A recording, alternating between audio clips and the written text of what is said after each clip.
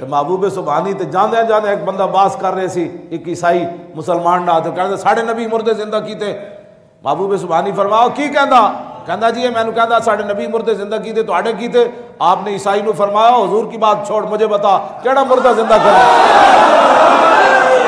महबूब सुबहानी तो इतनी गल भी ना बर्दाश्त कर सके हुजूर से बात, समझ आई। कादरिया पीर मेर अली शाह जो काने के मुकाबले में आया, मोहम्मद रजा कादरी है तो कादरी बाबा एक गल कर गया, होते कहा खलीलो बिना काबा मिना। तुम चिश्ती कादरियों की बातें करते हो, चिश्ती भी वही चिश्ती है जो मोहम्मद अरबी के दर का फकीर है, कादरी भी वही कादरी है जो रसूलुल्लाह की इज्जत का पहरेदार है। चिश्ती कादरी कहकर उम्मत मुस्लिमा को धोखा देना चाहते हो। साबित हुआ कि जुमला फराइज फुरूए असलुल उसूल बंदगी उस्ताद वर्ग यूं ही उनका बड़े खाक हो।